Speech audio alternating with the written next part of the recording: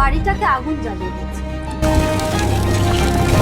যে যতক্ষণ স্ত্রী আর মেয়ে পুড়ছে ততক্ষণ উনি জলটাকে অ্যারেঞ্জও করে উঠতে পারেন। বলো কেন, আমি তোকে ধরতে পারছি, আমি তোকে দেখতে পাচ্ছি, আমি তোকে ওনাকে প্রণাম বলছো? করতে পারছি। সিরিয়াসলি? আচ্ছা তুমি এরকম কি করছো? বিকজ এর আগে কোনো ক্লায়েন্ট এরকম করে তোমার কাছে তো আইফোন চেয়েছিলাম, তুমি কি দিয়েছো? এই ফোনটাই লাগবে আমার। কোনো বুঝতে পারছো না, সবাই আমাকে নিয়ে হাসাহাসি করে। এই জন্য সে সুইসাইড করে নিয়েছে? হ্যাঁ, সোল বলছে তোমার কাছে তো আইফোন চেয়েছি, তুমি কি দিয়েছো? ও বলছে ওকে যেন কেউ জলের তলায় ডুবিয়ে দিচ্ছে। আচ্ছা, আলম কে তোমাকে কে ধরেছে? জলে কে চাপছে? বলছে আমার নিঃশ্বাস বন্ধ হয়ে আছে, ভূতভূতি হচ্ছে।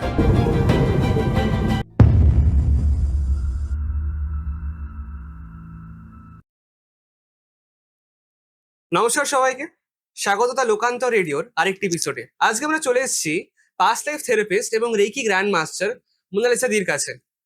আজকে মোনালিসা দির কাছ থেকে আমরা শুনবো নতুন কিছু অলৌকিক ঘটনা, রিয়েল লাইফ এক্সপিরিয়েন্স, যা আপনাদের সত্যি হারহীন করে দেবে। দিদি কেমন আছো?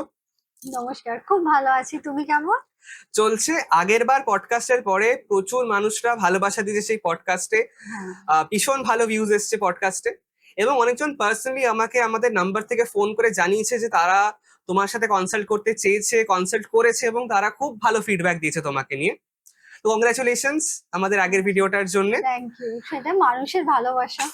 আজকের পডকাস্টে আমরা ঘটনা তো শুনতে চলেছি, তার আগে ক্লিয়ার করে সব দর্শকদের বলো, তুমি অনেকগুলো পডকাস্টে তুমি বলেছো যে আহ, তুমি পিএলআর এর দ্বারা কোনো ব্যক্তিকে একটা আত্মা, কোনো মৃত ব্যক্তির আত্মার সাথে কন্ট্যাক্ট করাতে পারছো। তো অনেকজনের প্রশ্ন হলো যে এটা কিভাবে সম্ভব? পিএলআর দিতে শুধু পাস্ট লাইফ দেখা যায়, তো এটা কিভাবে করছো তুমি? প্রথম কথা হচ্ছে পিএলআর এ পাস্ট লাইফ দেখায়, ঠিক আছে, কিন্তু আমি আরো কিছু জিনিস বারবার বলেছি। সেটা হচ্ছে আমি সোল কমিউনিকেশন করাই, ঠিক আছে। সোল কমিউনিকেশনেই যখন মানুষ তার প্রিয় মানুষদের সঙ্গে কথা বলে যারা আজ আর পৃথিবীতে নেই, সেটা সোল কমিউনিকেশন থেরাপি দিয়েই করানো যায়। সেটা আমি আলাদা করে করাই, এর সঙ্গে পিএলআর এর কোনো সম্পর্ক নেই। আর ফার্স্ট এটা। সেকেন্ড হলো হচ্ছে আমি পাশাপাশি যেটা করাই সেটা হচ্ছে স্ক্যানিং। সেটা হচ্ছে প্রেজেন্ট লাইফের সিচুয়েশনকে স্ক্যান করা, যে এই লাইফে আমি সাফার করছি, কেন করছি, কি আমার সমস্যা, কিভাবে কি কাজ করলে এখান থেকে আমি মুক্তি পাবো, সবটাই করানো হয়।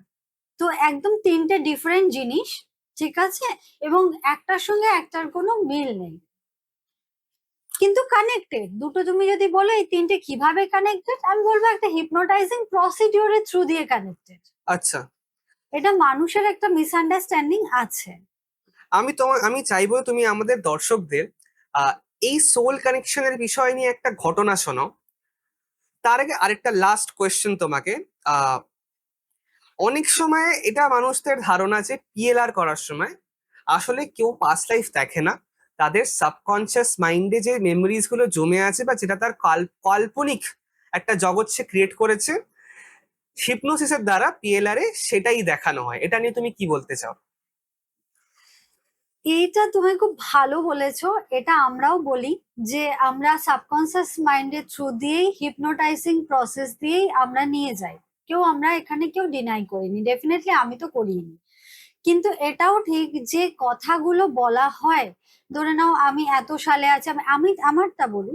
ধরে নাও আমি 1888, ঠিক আছে, 1888-এ যে পার্সিয়াতে ছিলাম, ঠিক আছে, পার্সিয়াতে তখন যে জায়গাটার নাম আব্বাস। আমি আমি তো এখন কারেন্ট লাইফে ওটা নিয়ে পড়িনি, আমি তো জানিও না যে হুম। আব্বাস বলে কোনো জায়গা ছিল, কারেন্টলি এক্সিস্ট করতো, অ্যান্ড সেটা আবার 1888-এ। সেটা তো আমি কোনোদিন জানতাম না। এবং তুমি যদি বলো ঠিক আছে, তুমি নয় তোমার কথা বলছো, তুমি কোনো ক্লায়েন্টের কথা বলতে পারবে কি যে সিমিলার এক্সপিরিয়েন্সের থ্রু দিয়ে গেছে? আমার কাছে ক্লায়েন্টের এক্সপিরিয়েন্সও আছে, যে স্বীকার করেছে যে না আমি জানতাম না যে এরকমও পসিবল হয়। সে যে জায়গাটার নাম বলছে, সে যে ইয়ারটার নাম বলছে, হয়তো ইয়ারটা ঠিক আছে, তার যে সাউথ ইন্ডিয়ানের পার্টটা বলছে, যেরকম আমি তোমাকে একটি ছেলের ঘটনা বলি, তাহলে তুমি খুব ভালো করে বুঝতে পারবে। সেটা অবশ্যই। হচ্ছে এই এই লাইফে ছেলেটি একটু স্পেশাল, তো আমার কাছে আসা হলো যে একটু দেখে দাও দেখে দাও। যখন আমি ওকে দেখছি, কাজটা করছি, তখন আমি একটা জিনিস নোটিস করলাম যে ওর মা তো হলো হিলিং করো। আচ্ছা, হিলিং করছি, ছেলেটি ভালো আছে ভালো আছে। পাস্ট লাইফে আমি জানতে চাই আমার ছেলে স্পেশাল কেন, আমার বাচ্চা স্পেশাল কেন। তো যখন জানতে গেছে, তখন ও যে ক্রাইমটা করেছিল, ক্রাইমটা কিন্তু করেছিল ও কোনো সাউথ ইন্ডিয়াতে, সাউথ ইন্ডিয়ার কোনো স্টেটে। হুম। তো যে ছেলেটা, বাচ্চাটা স্পেশাল চাইল্ড, ঠিক আছে, তার মা দেখছে। তো তার মা কি করে জানবে যে ও কিভাবে সাউথের সঙ্গে কানেক্টেড, বা সাউথ ইন্ডিয়ার কোনো গ্রামের সঙ্গে কানেক্টেড, কোনো নারায়ণ মন্দিরের সঙ্গে কানেক্টেড, সে তো জানে না। হুম। কিন্তু যখন সে এটা দেখছে এবং দেখে বলছে যে এবার বুঝতে পেরেছি, আমার ছেলেকে যতই খাওয়া, আমরা কি করি, বাঙালি মাছে ভাতে একটা কথাই আছে আমাদের, মিষ্টি অবশ্যই খেতে অবশ্যই। ভালোবাসে, এটাও কথা হ্যাঁ। আছে। সেখানে একটা বাঙালি ছেলে সাউথ ইন্ডিয়ান খাবার খেতে ভালোবাসে, এবং আজকে থেকে না, ছোট্ট থেকে। এবার ও মা ভাবে কি, মানে যেহেতু বাচ্চাটা স্পেশাল, যেহেতু মুড ফ্লাকচুয়েট করে, সেই জন্য নর্মালি মানুষ যেরকম সাধারণ ভাবে। কিন্তু যখন দেখছে যে ও একটা সাউথ ইন্ডিয়ান ব্রাহ্মণ ছিল এবং ও খুব বড় একটা অন্যায় করেছিল, এবং মানে যখন অন্যায়টা করেছিল তারপরে ও সেই শাস্তিটা পেয়েছিল, এবং সেই শাস্তিটা এই লাইফে ক্যারি ফরওয়ার্ড হচ্ছে, আচ্ছা। এনাফ হয়নি সেই শাস্তি। তখন কিন্তু সেই মানুষটা বললো যে না, এটা ডেফিনেটলি পিএলআর। এই যে শাল আর উনি প্লেসটা বলেছিলেন, আর যে মানে মন্দিরটা বলেছিলেন, সেটা কিন্তু ওনাদের এই লাইফে না যাওয়া আছে না নলেজের মধ্যে পড়ে, আচ্ছা। কিন্তু ওনারা বলেছিলেন। তো সাবকনসিয়াস মাইন্ড দিয়ে পার্টিকুলার শাল আর প্লেসেও পৌঁছে যাওয়া যায়, তাহলে এটা এটা একটু ডাউটফুল লাগে। এটা এক্স্যাক্টলি। কোথাও মনে হয় অ্যাস্ট্রাল ট্রাভেলই হয়। আমরা সাবকনসিয়াসলি অনেক কিছু ভাবি, বাট অ্যাকুরেসিটা একটু অন্য স্টেজের, অফ অ্যাকুরেসি লেভেলটা অনেকটা হাই এখানে।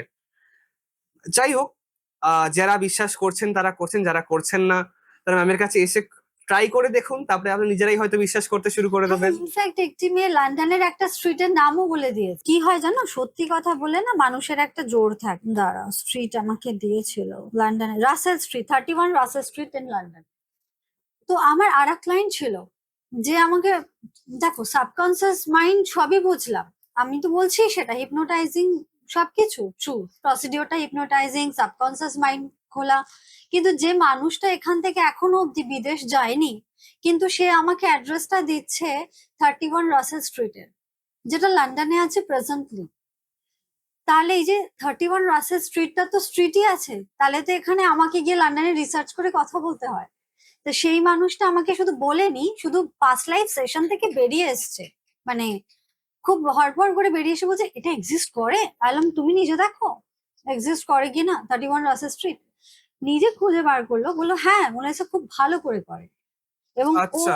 আগের জন্মে যে দেবী পূজা করতো, ঠিক আছে, ও দেবীর লন্ডনে বড় দেবী পুজো পূজারী। করতো? না, ও আরেকটা বার্থে দেখলো যে ও দেবী পূজা করতো। আচ্ছা। আমাকে কিন্তু সেটা বলেনি, আমাকে বলেছে দেখো তো আমার ইষ্ট দেবতাকে। আচ্ছা, ইষ্ট দেবতা তো সারা পৃথিবীতে, মানে আমাদের 100 কোটি আছে, কার কি আছে নোবডি নোজ, চলো দেখা যাক।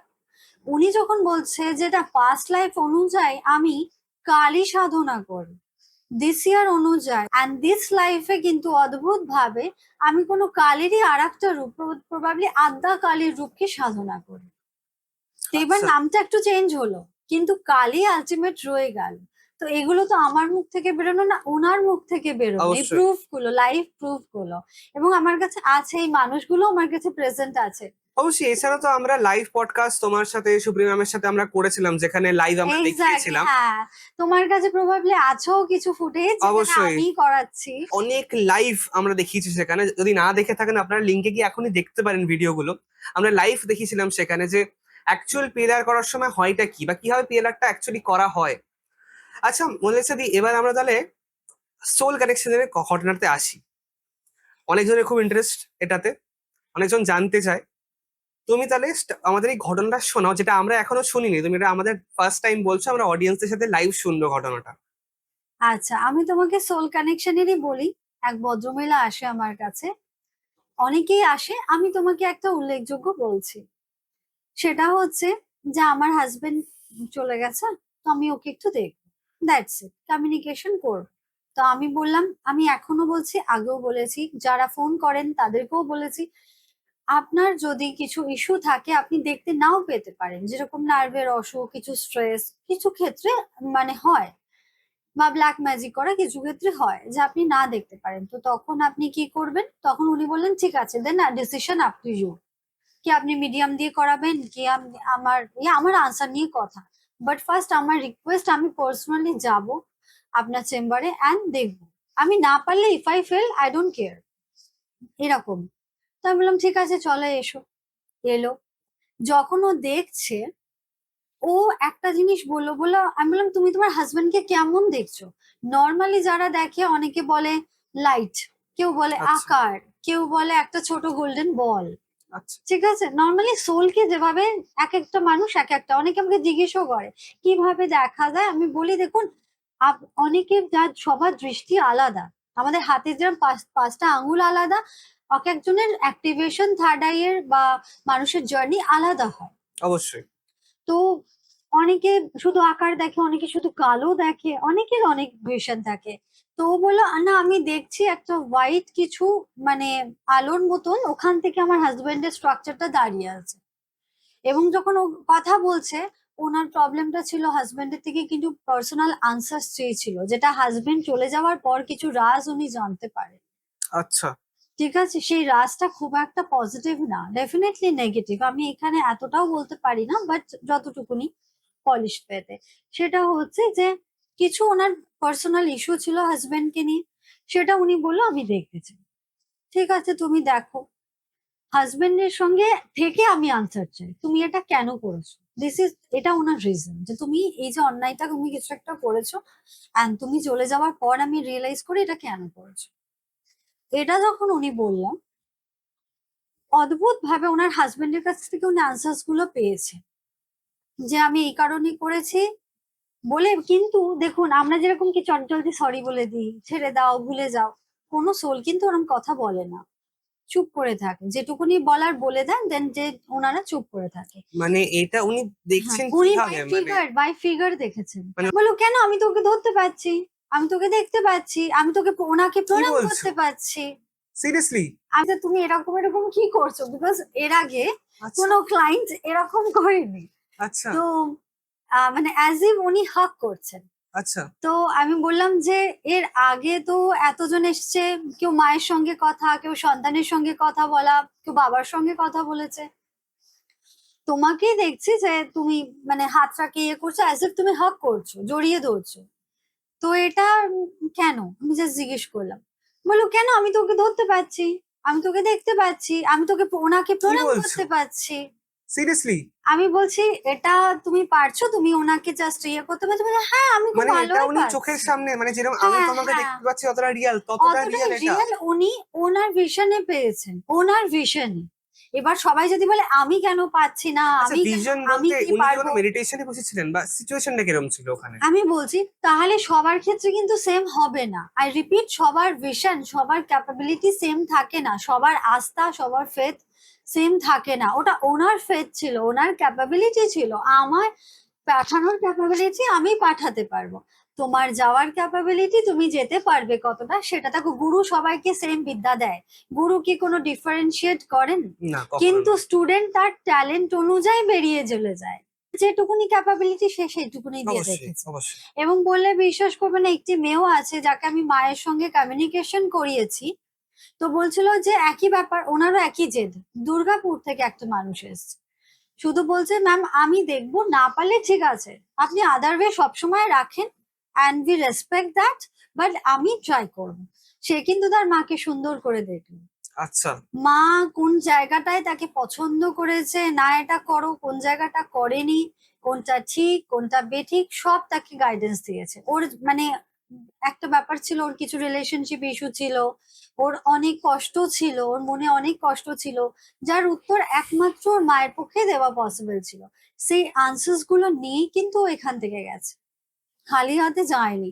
কিন্তু হ্যাঁ, আমি আমি তা সত্ত্বেও বলি যে দেখো, যা দেখবে তোমাদের নিজস্ব ক্যাপাবিলিটি, যার জন্যই। এবার অনেকে বলে ম্যাম আমি তো পারবো না, আমার ভয় করে, আবার অনেকে বলে বাবা আমার ইচ্ছা নেই, কি জানি সোল কমিউনিকেশনে পড়লাম হাবি হয়ে গেল, সেটাও অনেকের এটা কি ভয় হয়ে থাকে? থাকে। বলছি তোমাকে, এবার না না, সোল কমিউনিকেশন প্রথমত ওইভাবে হাবি হয় না, কিন্তু কিছু ক্ষেত্রে লোকের যদি যার ব্রিদিং ইস্যু, যার ধরো হার্টের প্রবলেম, দুর্বল মানসিকতার মানুষ, তা সে হয়তো জার্নিটা, আবার কেউ হয়তো ফেথ নিয়ে আসেনি, চ্যালেঞ্জিং ফেথে এসছে। আমি দেখবো না, তুমি দেখাও। এখন যে জেগে জেগে ঘুমোয় তাকে তুমি কি করে ঘুম পাড়াবে? অ্যান্ড টাচউড আমার কাছে এরকম মানুষ আসেনি, কিন্তু এর মাইন্ডসেট যদি কারো থাকে, আমি কেন, কোনো থেরাপিস্টই তাকে দেখাতে পারবেন। এটা হচ্ছে ফ্যাক্ট। আচ্ছা, আমার যেটা কোশ্চেন ছিল যে এটা কি তারা মেডিটেশনে বসে দেখছে, তারা কি কোনো রকম শুয়ে কোন হিপনোসিস হচ্ছে, মানে মানে সিচুয়েশন সিনারিটা কিরকম থাকে যখন হয় এটা এটা? একটা মানে এটা হিপনোটাইজিং প্রসিডিউরই, অ্যান্ড এটা প্রপারলি আমার চেম্বারে করানো হয়, অ্যান্ড অনলাইনে দুটোই এর সার্ভিস থাকে, তো দুটোতেই শুয়েই করতে হয়। আচ্ছা, হুম। লাই ডাউন করে থাকে তারা, তখন তুমি তোমার ইনস্ট্রাকশনস গুলো দাও, সেটা সেটা হ্যাঁ, পারফর্ম হ্যাঁ, করে, এরকম ভাবে বিষয়টা হয়ে থাকে। রাইট। আচ্ছা, পিএলআর এর সাথে এটার কোনো সিমিলারিটি কি আছে? লাই ডাউনটাই সিমিলারিটি। না, আমি প্রসেসটা বা দেখো, বিষয়টা। প্রসেস, প্রথম কথা ওটা কোনো কথা না যে পিএলআর এর সঙ্গে এর কোনো সিমিলারিটি আছে না নেই, কেননা দুটোই তো হিপনোটাইজিং প্রসেস, এটাই তো সব থেকে বড় সিমিলারিটি। কিন্তু এটাও ঠিক যে এটার একটা পাঞ্চ ইনডেন্টেড থাকে, আমি যদি এনাফ ক্যাপেবল না হই তোমাকে সোলের মুখ থেকে টেনে আনাও ইজ আ রিস্কি থিং। তবে হ্যাঁ, এটাও ঠিক যে সোল আসছে মানে ভূত না, এটা কোনো হরার মুভিজ এর হাউ মাউ খাও করে চলে আসছে, এটাও ট্রু যে সোল আসছে সোলের মতন, সে সোলের মতন সোল আসে, কমিউনিকেট করে চলে আসে। এখানে বরঞ্চ একটা প্রশ্ন থেকে যায়, সোলটার কি কোনো কষ্ট হয়? ইয়েস, সোলের কষ্ট হয়, আচ্ছা, কেননা সে তার রেলেম থেকে একটা রেলেমে আসছে। এটা কি হয় আমি বলে দিচ্ছি, আমরা একটা রেলেমে নিয়ে যাই এবং সেই রেলেমে নিয়ে গিয়ে সেই রেলেমে বসিয়ে কথা বলাই, ঠিক আছে? এবারে যার জন্য কি হয়, সোলটা তখন কষ্ট হয়, সে তো ওই রেলেম থেকে নেমে আরেকটা রেলেমে নামছে, এতে তো সোল ওয়ার্ল্ড থেকে নামছে, তার বরঞ্চ জার্নির কষ্ট হয়, সে কোনো নখ দাঁত নিয়ে এগিয়ে আসে না। আচ্ছা, মানে কোনো রকম ভৌতিক অনুভূতি না হয় না? না, এটা জাস্ট নর্মাল একটা আচ্ছা, প্রসিডিউর, সে আসে তার মতন মেসেজ দেয়, চলে যায়। মানে কিরকম বলছি আমি তোমাকে, আরো একটু বললে তোমার ভালো লাগবে। একটি মা চলে এলো, আমার ছেলে কে আমি কমিউনিকেট করবো, আমার ছোট ছেলে চলে গেছে, খুব ইয়াং বয়সে একটা বাচ্চা ছেলে চলে যায়, আনএক্সপেক্টেড এজ একটা। তো ওর মা জাস্ট জানতে চাইছিল যে কি হয়েছে, আপনি দেখার না দেখার মিডিয়াম নিন, ডাজেন্ট ম্যাটার, আপনি আমাকে জাস্ট কনফার্ম করুন, যে আনসার্স পাইয়ে দিন যে কেন ও গেছে। তো ইনিশিয়ালি যখন ওনাকে বলা হচ্ছে আপনার ছেলে যে সুইসাইড করেছে ওটা বুলির জন্য করেছে, উনি বিশ্বাস করছেন না। মা খুব কষ্ট করে সংসার চালায়, মা বিশ্বাস করছে না, বলছে না আমার ছেলেকে কেউ বুলি করতে পারে না, আমাদের কষ্টে শিখছে সংসার, আমি খেটে খুটে একটা জীবন যাপন করি, আমার ছেলে হাসি খুশিই ছিল। আর তখন আমি বললাম ঠিক আছে, ছেলে যদি হাসি খুশি থাকে তাহলে সুস্থ হাসতে হাসতে কেউ তো ঝুলে যেতে পারে না, তাহলে দেয়ার ইজ সাম রিজন, চলো দেখা যাক কি আছে। যখন ঢোকা গেল, এরকমও হয়েছে যে ইনিশিয়ালি উনি তার মানে কনভিন্স না, হেন্স প্রুফড। হুম, তারপরে যখন এটা হলো, ছেলে যখন বলছে তুমি তো গরিব, ছেলে বলছে আচ্ছা, তুমি গরিব, আমার এই গরিব জীবনযাত্রা ভালো লাগে না, আমাকে তো বন্ধুদের কাছে শুনতে হতো, তুমি, তোমার কাছে তো আইফোন চেয়েছিলাম, তুমি কি দিয়েছো? এই জন্য সে সুইসাইড করে নিয়েছে? হ্যাঁ, সোল বলছে তোমার কাছে তো আইফোন চেয়েছি, তুমি কি দিয়েছো? তাহলে বলুন, এটাও কি আমি বানিয়ালে উনি কনভিন্সড হবেন? উনি তো নিজে বলছেন এই ওয়ার্ডটা, তো নিজে দেখছেন, নিজে অবাক হয়ে বলছেন হ্যাঁ হ্যাঁ আমার ছেলে আমার কাছে আইফোন চেয়েছিল। আলম, তাহলে আপনি দেখুন, একজন মানে সেশন করাচ্ছেন আপনি, ঠিক আছে, সেখানে যাকে করাচ্ছেন সে তো কিছুই জানে না, আপনি আপনার বাড়িতে মাংস রান্না করেছেন না সবজি, সে কিছুই জানে না, সেখানে সে বলছে তোমার তো বাড়ি নেই, তোমার তো জমি নেই, কথা কি বলছো তুমি, তুমি এত মানে গরিব ঘর, আমি তো কতবার বলেছি ভালো লাগে না, তুমি তো আমাকে পাত্তাই দাওনি। বলছে, ও বলতো যে ল্যাভিশ লাইফ পছন্দ, তুমি তো জানতোই আমার ল্যাভিশ লাইফ পছন্দ। তো ওনার মাকে জিজ্ঞেস করা হচ্ছে ও ল্যাভিশ লাইফ পছন্দ, বলছে হ্যাঁ। ও গরিব বাড়িতে জন্মালেও এক একটা মানুষ একটা সোলের এক একটা আকাঙ্ক্ষা থাকে, ওর ছিল যে আমার খুব ল্যাভিশ লাইফ পছন্দ, আমার খুব ভালো বাড়িতে থাকবো, আমার একটা ভালো লাইফস্টাইল হবে, এবং সেই অনুযায়ী মাকে ডিমান্ড করতো। আর অনেস্টলি মা যথেষ্ট সাধ্য করেছে, অনেকটা চেষ্টা করে মা সাধ্য মতন ওনাকে দিয়েছে, হুম, কিন্তু সেটা হয় কি যে ওর বাচ্চাটা স্যাটিসফাইড হয়নি। তো অনেক অনেক এবারে জনের আমি দেখেছি এটা তো থাকে যে তারা একটুখানি ল্যাভিশলি থাকতে পছন্দ করে, যার হ্যাঁ, যেরকম বাচ্চা আর্কিটাইপ। মানুষ স্কুলে যায়, এ ওটা নিচ্ছে ও ওটা নিচ্ছে, ও ভালো লাগে, এবং সেটার তখন উনি রিয়েলাইজ করলেন যে না, স্কুলে অত্যাধিক বুলি করেছে, স্কুলে এত বেশি বুলি করেছে যে ওটা আর নিতে পারেনি। এবার মাকে বলতে পারতো না, মাও তো কষ্ট করে রোজগারটা করছে, সেই মানুষটাও তো দিন খেটে দিন আনি তাকে বাচ্চাটাকে বেস্টটাই প্রোভাইড করছে। তো বাচ্চাটা কি করতো, ভেতরে দুমড়ে থাকতো, মুখে এমনি একটা হাসি হাসি।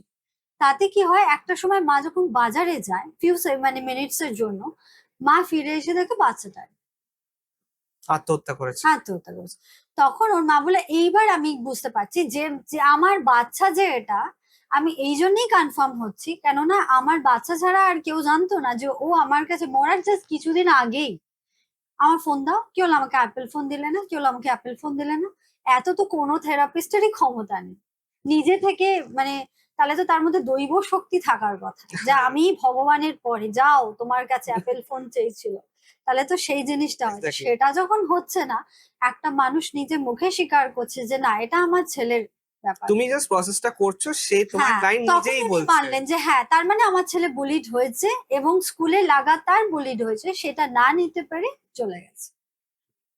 একটা কথা তোমাকে আমি জিজ্ঞেস করছি, তুমি এত পিএলআর এর ঘটনা করেছো, আহ, যদি একটা সোলের ডিমান্ডই থাকে যে সে রিচ ফ্যামিলি জন্ম, তাহলে সে রিচ ফ্যামিলি জন্মালো না কেন, সে আসতো কেন পুরো দেখো, হতে ফ্যামিলিতে? পারে, দেখো নর্মালি যেটা হয়, তার কার্মিক থাকে, কার্মিকের সঙ্গে তোলা থাকে। তোমাকে কেউ প্রমিস করলো যে তে তোমার সঙ্গেই থাকবে, এবার তুমি তোমার কার্মিক অনুযায়ী খুব গরিব বাড়িতে জন্মালে, তো যেহেতু ওই সোলটার সঙ্গে তোমার কন্ট্রাক্ট আছে, সে তোমার সঙ্গে গরিব বাড়িতে বা বড়লোকের কেউ পার্সন হলো, সে তোমার সঙ্গে অ্যাটাচ হলো, কন্টাক্ট হলো, তাতে তার ইচ্ছা, তার যদি গরিব বাড়িটা স্বর্গ লাগে সে তোমাকে অ্যাকসেপ্ট করলো, যার যদি ভালো না লাগে সে চলে গেল, সোল কন্ট্রাক্টটা ভেঙে গেল। বাট তার কার্মিকের ইচ্ছাটা তো থেকে গেল, যেটা মায়ের ইচ্ছা তো আছে যে বাচ্চাকে আমি পাবো। এবং মা বললো যে যেভাবে হোক আমি তোকে চাই, আমি যদি সেকেন্ড চাইল্ড নিই তুই কি আসবি? বললো না, সেকেন্ড চাইল্ড এখানে তুমি যদি একটু রোজগার পাতি না বাড়াও আমি তো আসবো না। তো মা, ডাইরেক্ট বলছেন মাকে? হ্যাঁ হ্যাঁ, মা বলছে ঠিক আছে, আমি আমি সবকিছু করবো, বাট তুই আসবি। এন্ড সোল কিন্তু প্রমিস করলো যে হ্যাঁ আমি আসবো, এরকমও যদি তার হয়েছে। মা খুব বড় লোক হয় হ্যাঁ তাহলে হ্যাঁ। আসবে। আর পাস্ট লাইফে সোল কমিউনিকেশনটা কিরম বলতো, পাস্ট লাইফে সোল কমিউনিকেশনটা ডিফারেন্ট, যেটা তুমি বলছো ওটারও সোল কমিউনিকেশন হয়, বাট ওটা ডিফারেন্ট কিরকম, ধরো আচ্ছা, তো এই যে সোলটা যে তার মাকে বলছে যে সে বড়লোক হওয়ার পরে আসবে, তোমার কি মনে হয় সোল খুব রলি কথা বলে, সোলের মধ্যে কোনো ইমোশনস থাকে না?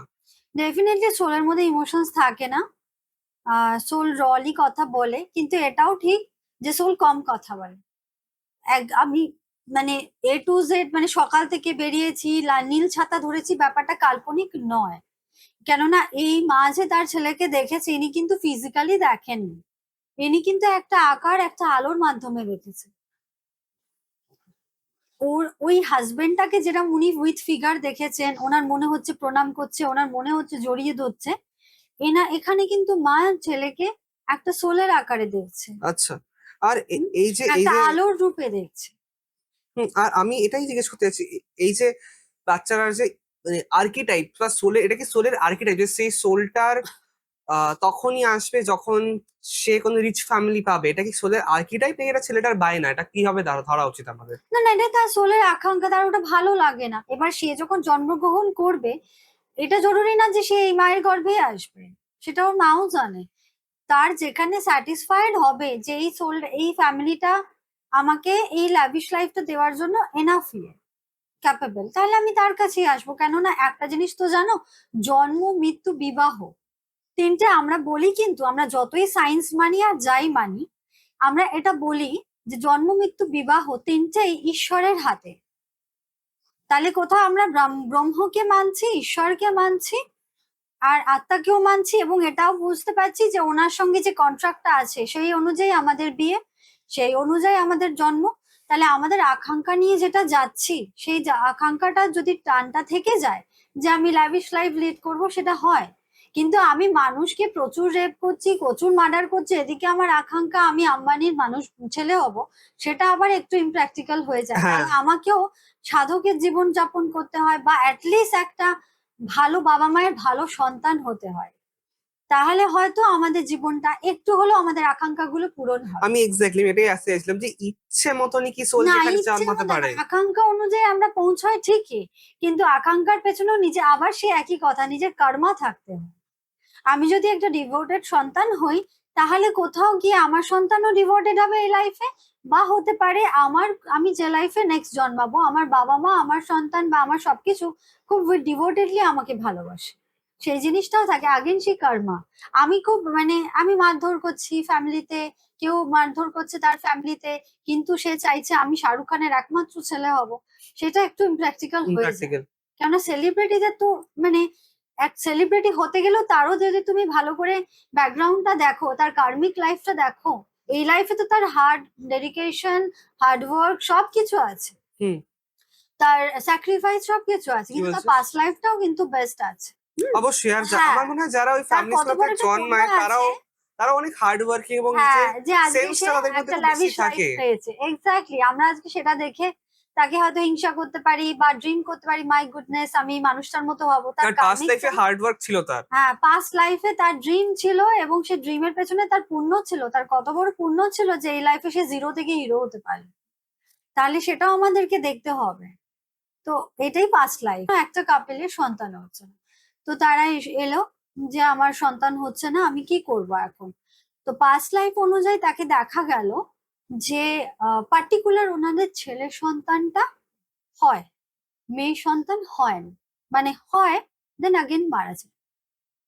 এটা ওনাদের ইস্যু ছিল। তো ওনারা বলেছিল যে জাস্ট যেভাবেই হোক আমাদের সলিউশনটা বলুন, যে কি কার্মিক, আমাদের কর্মা যদি থেকে থাকে আমরা তো সেটা কিছু করতে পারবো না, কিন্তু কমসে কম এইটুকুনি জেনে শান্তি পাই যে এটার ভোগান্তি হচ্ছে। পরপর অনেকগুলো গার্ল চাইল্ড চলে যায় ওনাদের, মিরাকেলের ভাবে চলে যায়, জন্ম হওয়ার পরে চলে যায়, কিছুদিন পর জন্ম হয়, সুস্থভাবে গর্ভে বেড়ে ওঠে, জন্ম হয়, কিছুদিন পর চলে যায়, পাস্ট লাইফে যায়। মায়ের কার্মিকটা ওরা বললো আমরা দুজনের কার্মিকই দেখবো। তো দুজনের কার্মিক দেখতে গিয়ে মায়ের কার্মিকটা দেখলো এমন কিছু সেরাম পায়নি, শুধু শোক পেয়েছে। মা কাউকে একটা শোক দিয়েছিল, রিটার্নের শোকটা পেয়েছে।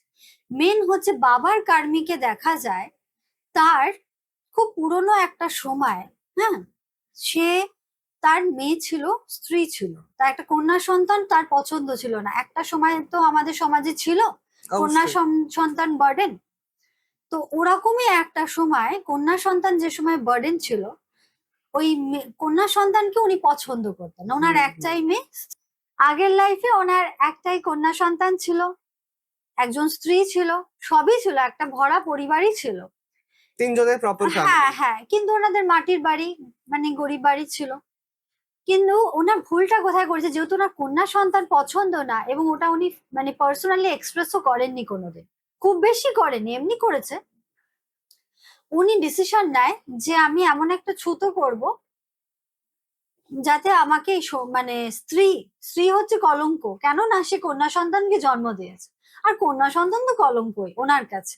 তো আচ্ছা উনি এমন একটা ঘটনা ঘটিয়েছিলেন, উনি যেটা করেছিলেন পাস্ট লাইফে, সেটা হচ্ছে বাড়িটাকে আগুন জ্বালিয়ে দিয়েছে। আচ্ছা। ইচ্ছা করে জিনিসটা, ঘটনাটা শো করেছিলেন এরাম যে আগুনটা খড়ের বাড়ি, তো এদিক ওদিক করতে বাই গিয়ে চান্স লেগে লেগে গেছে। গেছে, কাঠের বাড়ি, খড়ের বাড়ি, এগুলো আর কি, মাটি লেগে গেছে, কিন্তু জিনিসটা লাগেনি। আচ্ছা, ঘটনাটা উনি ঘটিয়েছেন, আগুনটা উনি ইচ্ছাকৃত ঘটনা লাগিয়েছেন। এটা পুরো। হ্যাঁ, ইচ্ছাকৃত টেকনিক্যালি ঘটিয়েছিলেন। আচ্ছা। তো যখন ঘটে তখন উনি আবার এই সময়টাও নিয়েছিলেন যে যতক্ষণ স্ত্রী আর মেয়ে পুড়ছে ঘটে বাড়িতে, ততক্ষণ উনি জলটাকে অ্যারেঞ্জও করে উঠতে পারেননি। যখন পুড়ে যায় তারপর জল ঢালেন।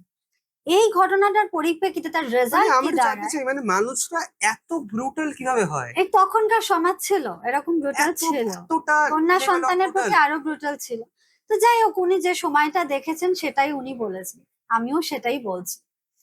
তো এটা যখন দেখলো উনি কেঁদে ফেললো যে এই লাইফে উনি পাগলের মতন কন্যা সন্তান চান, যে একটা বার আমার একটা মেয়ে হোক, আমাকে বাবা বলে ডাকুক।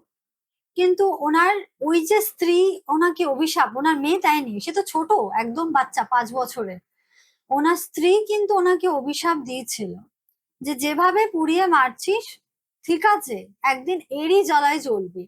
কন্যা সন্তানের জন্য এই লাইফে উনি এবং ওনার স্ত্রী কিন্তু পাগল, খুব ভালোবাসে, কিন্তু সন্তানটা আর উনি পায়নি।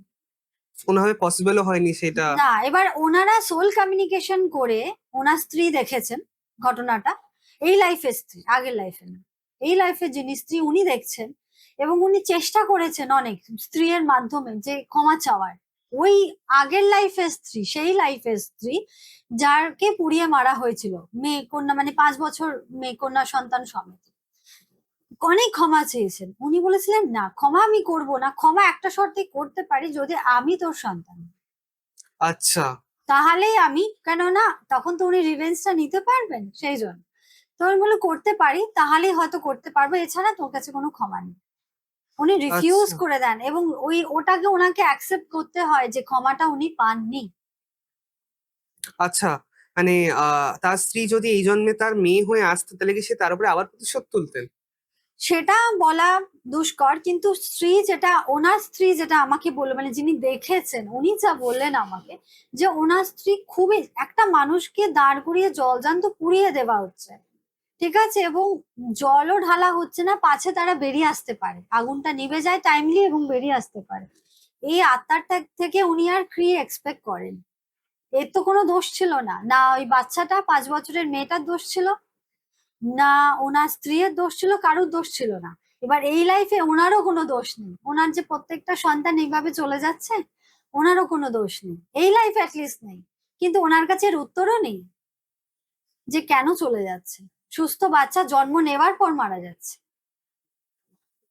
এইটার জন্যই এটা কি দেখো, এগুলো যদি মানুষ তর্ক করে বলে হয় না হয় না, পৃথিবীতে তো লোকে ঈশ্বরের উপরও প্রশ্ন তোলে, হয় না। তো আমি তো নোবডি, কিন্তু হ্যাঁ, আমি যাদেরকে দেখেছি, আমাকে যারা দেখেছে, তারা যথেষ্টই সম্মান করেছে, যথেষ্টই তার যোগ্য হেল্প তারা পেয়েছে। এবং আজকে কিন্তু আর যাই হোক, ওই মানুষটার কাছে উত্তরটা আছে যে আমি একটা অন্যায় করেছি, এবং ওখানে ওনাকে কিছু রেমেডি দেওয়া হয়েছে, সেই রেমেডিটা উনি করছেন। তো অ্যাটলিস্ট ওনার কাছে সান্ত্বনাটা আছে, যে কিছু না পাই আমার কাছে উত্তরটা আছে। ভীষণ ভীষণ স্যাড স্যাড ঘটনাটা। হুম। এরপরে আমরা একটু ট্যানজেন্টটা চেঞ্জ করি, আমরা একটা খুব খুব স্যাড গল্প শুনলাম। তুমি একটু আমাদের কিছু এরম কিছু ঘটনা বলো যেটা একটা মানুষের লাইফের সাকসেস তার পাস্ট লাইফ থেকে এসছে, এটা নিয়ে। কারণ আমি অনেক সময় নিজে দেখেছি যে কিছু কিছু মানুষের জীবনে তারা অনেক চেষ্টা করেও কিছু করতে পারে না, আর কিছু কিছু মানুষের জীবনে অপরচুনিটিস নিজে নিজেই আসে, সে জাস্ট তাকে জাস্ট একটু হাত পা চালালেই সে ঠিক একটা না একটা জায়গায় পৌঁছে যায়। আর একজন সারা জীবন খাটাখাটনি করেও কিছু করতে পারে না। যেরকম একজন ভদ্রমহিলা এসেছিলেন, উনি আমাকে জাস্ট জানতে চেয়েছিলেন যে ওনার ছেলের যে মৃত্যুটা হয়েছে উনি নিজে দেখেননি। উনি বলেছেন আপনার উপর আমি ছেড়ে দিলাম, আপনি আমাকে আনসারটা পাইয়ে দিন যে কিভাবে আমার ছেলে চলে গেছে। কেননা আমার ফিলিংস হচ্ছে, আমার সন্দেহ, আমি কনফার্ম নই, এটা বললেন। প্রথমে বললেন আমি কনফার্ম যে ও আত্মহত্যা করেছে, সেকেন্ড টাইম বললো হয়তো আমি কনফার্ম, আমি শিওর। আপনি জাস্ট আমাকে এইটুকুনি বলুন যে আমার ছেলে কিভাবে গেছে, সত্যি কি আত্মহত্যা করেছে যেটা আমি ভাবি, নাকি কিছু অ্যাক্সিডেন্টাল ডেথ হয়েছে। আচ্ছা কিন্তু কিভাবে গেছে উনি কিছু বলেননি, ঠিক আছে। যখন ওনাকে সেশন করানো হলো, করিয়ে ওনাকে বলা হলো, ঠিক আছে, তখন উনি একটা জিনিস কনফার্ম হলেন, বললো না আমি এতদিন জানতাম আমার ছেলের বডিটা জলে পাওয়া গেছে। আচ্ছা, জলিটা কোনো একটা ওয়াটার হ্যাঁ, বডিতে পেয়েছে। হয়তো ঝাপটাপ দিয়েছে। হুম। পরে রিয়েলাইজ করলেন উনি, পরে দেখলেন পুরো ইনসিডেন্টটা, ঠিক আছে। এটা কিন্তু প্রেজেন্ট লাইফে উনি দেখছেন, এটা আচ্ছা পাস্ট নয়। আচ্ছা, এটা কিভাবে দেখছিলেন, এটা কিভাবে এটা সম্ভব? হ্যাঁ, এটাও সম্ভব, এটা আমার কাছেই ডেফিনেটলি সম্ভব। সেটা হচ্ছে আচ্ছা এটা উনি প্রেজেন্ট লাইফে দেখলেন যে ওনার ছেলে, উনি ওনার ছেলেকে খুব প্রেশারাইজ করতেন। এই প্রসেসটাই কি বলে? মানে আমরা জানলাম সোল কানেকশন পিএলআর, এই প্রসেসটাই কিভাবে কি বলে? এটাও সোল কানেকশনের মধ্যেই পড়ে, কিন্তু ওনার ডিমান্ড ছিল আমার ছেলে তো অনেক বছর আগে চলে গেছে, কিন্তু আমি মৃত্যুর রহস্যটা জানতে চাই। তো মৃত্যুর রহস্যতে ওনাকে শুধু জিজ্ঞেস করা হয়েছে যে আপনার কি মনে হচ্ছে যে উনি যে আত্মহত্যা করেছে কিভাবে, জাস্ট হুম হুম এইটুকু। হুম। তো উনি বললেন না আমার ছেলের বডি জলে পাওয়া গেছে, এর বাইরে আমি আর কিছু বলতে পারবো না, কারণ আমি নিজেই জানি না আমি কি বলবো। ঠিক আছে, দেখা গেল জলে পাওয়া গেছে ওনার ছেলে, ঠিকই। ব্যাপারটা হচ্ছে উনি ওনার মেয়ের সঙ্গে, মানে ওরা ভাই বোন, খুব কম্পেয়ার করতেন, তুই পারিস না, তুই জানিস না, এইসব বলতেন। ওদের ছেলেটি খুব, মানে মাইন্ডটা খুব আপসেট থাকতো। তারপর ছেলেটির বাবার অসুখ ধরা পড়ে, ছেলেটি আরো আপসেট হয়ে যায়, পাগল পাগল হয়ে যায়। বাবা যে ওকে সাপোর্ট করতো মন থেকে ভেঙে পড়ে। ছেলেটি বেরিয়েছিল বাড়ি থেকে, সেটাও ট্রু, কিন্তু ছেলেটি অ্যাক্সিডেন্টাল জলে পড়ে যায়, কোনো সুইসাইড কেস নয়, আচ্ছা অ্যাক্সিডেন্টাল জলে পড়ে যায়। আচ্ছা ওর মা বেকার অনেকগুলো বছর, মানে এতগুলো বছর শুধু গিল্ট ফিলিং এই ছিল যে আমি বোধহয় ছেলেকে কিছু বলেছি, ছেলে বোধহয় গিয়ে জলে ঝাঁপ দিয়েছে, কিন্তু ঘটনাটা ওরম নয়। ছেলেটি অ্যাক্সিডেন্টাল জলে পড়ে গেছে অ্যান্ড কোনোভাবে মা ছেলের বডি দেখে মানে ট্রমাতে চলে গেছে, ট্রমাতে এটা চলে ভেবে গেছে যে অবশ্যই। মায়ের জন্য বোধহয় গিয়েও ঝাঁপ দিয়েছে। আচ্ছা সেই মা ট্রমা রিলিজ হয়েছে যে না, কমসে কম আমার সন্তানটা আমার জন্য চলে যায়নি, বা হুম। আমি শুধু শুধু আমাকে ব্লেম করছি। আচ্ছা আচ্ছা মনালিসা দি, আমরা অনেক সময় শুনতে পারি মানুষদের ফোবিয়া থাকে, মানে কারো জল থেকে ফোবিয়া, কারো হাইট থেকে ফোবিয়া। তোমার কাছে এরকম কোনো ঘটনা যেটা যেটা প্রুফ করে যে ফোবিয়া পূর্বজন্মের কোন ইনসিডেন্ট থেকে আসে? হ্যাঁ, রিলেশনশিপ হলেও তুমি ঠিকই বলেছো, রিলেশনশিপ হলে এমনও হয়েছে যে স্বামী স্ত্রী আগের লাইফে স্ত্রী কোনো অন্যায় করেছে, কি স্বামী কোনো অন্যায় করেছে, বা জোর করে পেতে গেছে এই লাইফে, যার জন্য তারা স্বামী স্ত্রী হলো, তাদের মধ্যে দূরত্ব বা থার্ড পার্টি ইস্যু এগুলো যদি হয়, সেগুলো আমি করে দিই, ঠিক কথা, সেগুলো হিলিং করে হোক, থার্ড পার্টি রিমুভ করে, তাদের কাপেলের মধ্যে লাভ ফাইন্যান্সকে কি বললাম, হ্যাঁ লাভ এনহান্স করা যায়, ফাইন্যান্সকে এনহান্স করা যায়, কেরিয়ারটাকে একটা ঠিক জায়গায় দাঁড় করানো যায়, রিলেশনশিপকে যতই আগের লাইফে ইস্যু থাকুক, আগের লাইফের ইস্যু তো সেটা আমরা পাস্ট লাইফ দেখিয়ে ঠিক করছি, রেমেডি দিচ্ছি, প্লাস আলাদা করেও কাজ করানো যায়, আলাদা করে কাজ করেও রিলেশনশিপটা ঠিক করা যায়। হুম। এগুলো সবই হয় এবং পাস্ট লাইফের সঙ্গে রিলেশন। কিন্তু ফোবিয়া এমন একটা জিনিস, হুম। এটার কোনো কিওর বা রেমেডি হয় না। হুম। সেক্ষেত্রে আমরা যেটা করি, পাস্ট লাইফের থ্রু দিয়ে রেমেডি বেরোয়। যেরকম আচ্ছা একটি মেয়ে এসেছিল আমার কাছে, ও বলতে চেয়েছে যে ম্যাম আপনি যেভাবে হোক আমাকে এটা বার করে দিন, আমার প্রচন্ড ওয়াটার ফোবিয়া, জলে প্রচন্ড ফোবিয়া। এই জলে যে ফোবিয়া, এটা আচ্ছা আপনি আমাকে কোনো গাইডেন্স দিন, কোথা থেকে এসছে এটা, এটা তো নর্মাল না কিছু। হ্যাঁ, এটা তো নর্মাল না, এবং এটা মানে নর্মাল বিষয়টা ইনিশিয়ালি সবাই বলবে আমার কিছু না কিছু ফোবিয়া তো আমাদের সবার আছে, তো সেটা কেন আছে, সেটা তো পাস্ট লাইফ সঙ্গে রিলেটেড। এবং ফোবিয়া ছোটখাটো ভয় পাওয়া এক জিনিস, মানে একটা জিনিস দেখে রিয়াক্ট করে ফেলা, মানে ও জল দেখছে, জল দেখে রিয়াক্ট করে ফেলছে। কারুর হচ্ছে তোমার এলিভেটরে আছে, দেখবে লিফটে ফোবিয়া আছে, এত বেশি লিফটে ফোবিয়া আছে যে সে লিফট হাজার সিঁড়ি সে চড়ে নেবে কিন্তু লিফটে উঠবে না। তো এই জিনিসগুলো যখন তার থাকে, তো এই মেয়েটা ওই জন্যই এসেছিল যে কারণটা বলুন, মেবি আমি কিওর হব।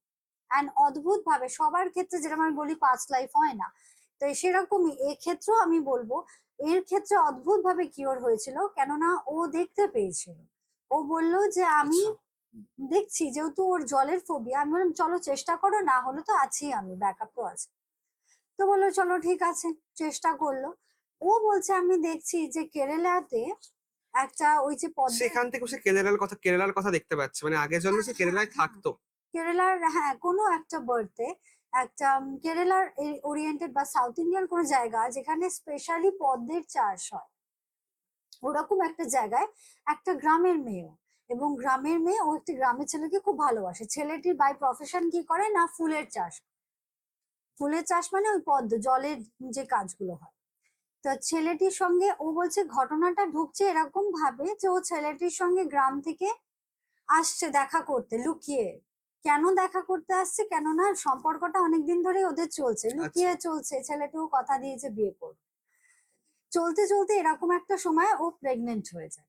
যখন ও প্রেগনেন্ট হয়ে যায়, ওই কথাটা বলার জন্য ও বলছে যে আমি দেখতে পাচ্ছি যে আমি দূর থেকে ছেলেটার জন্য অপেক্ষা করছি, যে ও নৌকাটা, ও ছোট ছোট সরু সরু নৌকা হয়, ওটা বেয়ে বেয়েও আসছে। তো নামলো, কথা বলছে, তারপর রিয়েলাইজ করছে যে এই যে এতদিন ধরে এত সুন্দর একটা সম্পর্ক চলছে, লুকিয়ে দেখা করা, বিয়ের একটা প্রমিস, সবকিছু সুন্দর চলছে, এই লাইফে, মানে আগের লাইফে যখন ও অত সুন্দর জীবনটা চলতে চলতে হঠাৎ করে ও তো বিশ্বাস করেছে। এবার যখন ও দেখছে ও প্রেগনেন্সি ধরা পড়েছে, ও তাড়াতাড়ি করে ছেলেটিকে খবর দিতে এসছে হুম। যাতে ছেলেটি ওকে বিয়ে করে, বিয়ে করে না। কেননা ও জানে এ আমাকে ভালোবাসে। হুম। ওর একটা বিশ্বাস আছে ওর প্রতি যে ওকে ফেরাবে না, ওকে বিয়ে করবে। প্রেগনেন্ট ওই ছেলেটির বিষয় থ্রুই হয়েছে, হ্যাঁ, তাই তো? ওই ছেলেটির থ্রুতেই প্রেগনেন্ট হয়েছে, এবার সেটাও বলতে এসছে যাতে এবারও ওকে বিয়ে করে। ছেলেটি ইনিশিয়ালি ওকে কিছু বললো না, ওর সঙ্গে কথাবার্তা বললো, বলেছে পরে একদিন এসো। আবারও চলে গেল। আবার কিছুদিন বাদে কিছু সময় পর দেখাচ্ছে, এবার বলছে এবার আমার পেটটা বড়, এরমও বলছে। তো এবার ওর পেটটা বড়, এবার ও এই সময় এসছে, একটু মানে কিছু মান্থস এগিয়ে গেছে, তার মানে এসছে আবার ছেলেটির সঙ্গে দেখা করছে। এবার ও দেখাচ্ছে যে দুজনের মধ্যে ঝগড়া হচ্ছে, জানলাম দেখো তো তাহলে কি এমন হলো, একটা কাপেলকে ভালোবাসে, এটা তো ভালো জিনিস, তারা বিয়ে করতে চলেছে, হুম। বাবা মা হতে চলেছে। হুম। বলছে যে আমি এসছি ছেলেটির সঙ্গে দেখা করতে, ওই সেম ওই বাগানে ওই জলের ওখানে দেখা করতে এসছি যেখানে ফুলের চাষ হয়, দেখা করতে এসছি, ঝগড়া হচ্ছে আমাদের। না কেন ঝগড়া হচ্ছে, না ছেলেটি সমানে বলছে যে না এখন না, জিনিসটা বোঝার চেষ্টা করো, আরো সময় দাও। তখন মেয়েটা বলছে আর আমি কতদিন জিনিসটা লুকাবো, এবার তো আস্তে আস্তে আমার বডি মানে শো করতে শুরু করেছে আমার প্রেগনেন্সি সিমটমস, আর তো আমি লুকাতে পারবো না। তুমি যদি না করো তাহলে তো আমাকে মানে বাড়িতে বলেই দিতে হবে, আর তখন বাড়ির লোক জোর করে দিয়ে দেবে। এইটা বলে দিয়েছে, মানে এটা একটা ধাক্কা ধাক্কি, একটা ঝগড়াঝাটি, এবং একটা স্ট্রেট পজিশনে চলে এসছে, মানে যা করার করে নাও এরকম একটা ব্যাপার চলে থ্রেটনিং এ চলে এসছে। এটা আসাতে ছেলেটি আবার ওকে একদিন ডাকলো যে ঠিক আছে তুমি মাথাটা শান্ত করো, তুমি আর একদিন এসো, ঠিক আছে আমি ভেবে দেখছি যদি বিয়ে করা যায়। আবারও কিছু সময় পরে যখন দেখছে, এবার ও দেখছে যে আমাকে না, ও বলছে ওকে যেন কেউ জলের তলায় ডুবিয়ে ধরেছে। আচ্ছা। আলাম কে তোমাকে কে ধরেছে, জলে কে চাপছে, বলছে আমার নিঃশ্বাস বন্ধ হয়ে আছে, বুদবুদি উঠছে। আচ্ছা। ধরো যে কে করছে এটা তুমি ভালো করে দেখো, বলে আমি বুঝতে পারছি না, কিন্তু কোনো একটা পুরুষের হাত চেপে আছে জলের নিচে, সেইটা বুঝতে পারছি যে একটা পুরুষের হাত চেপে আছে, হুম। কিন্তু কে সেটা রিকালেক্ট করতে পারছি না। তারপরে অনেক কষ্টে, অনেক ভাবে বোঝানোর, অনেক প্রসিডিওর নিয়ে ওকে মানে ফাইনালি ফেসটা রিভিল করা হলো ওই ছেলেটা। ওকে ডেকেছে মার্ডারটা করবে বলে, ওকে ডেকেছে মার্ডারটা করবে বলে, এবং এবারও প্ল্যান ছিল ওটা, ওইটা যে মেয়েটি যে বলা বলি করে দেবে সেটা তো ওর প্ল্যানে ছিল না। তো যখন মেয়েটি থ্রেটিং করে লাস্ট মিটিং এ, তারপরে ওইটা প্ল্যান করে, এবং ওকে ওইভাবে, যেহেতু ওই প্রেগনেন্ট অবস্থায় মা বাচ্চা দুজনেই মারা যায়, এবং ওই বুদবুদি ওঠে পরে মানে বডিটা তলিয়ে যায়, ও সেরকম ভাবে ম্যানেজ করে দেয়। তো এইটা হওয়ার পর এই লাইফে ওর ঠিকই আছে, হাজবেন্ড আছে, সন্তান আছে, খুব সুখের পরিবার, কিন্তু ও বলছে যখনই আমি জল দেখি আমার অ্যাবনর্মাল বিহেভ করি, দেখে মনে হয় না যে এটা কোনো মানে জলের যে নর্মাল ভয় পাওয়া সেরকম না, মানে হঠাৎ করে উঠে পড়লাম, মনে হচ্ছে যেন কেউ জলে আমাকে স্নান করিয়ে দিচ্ছে।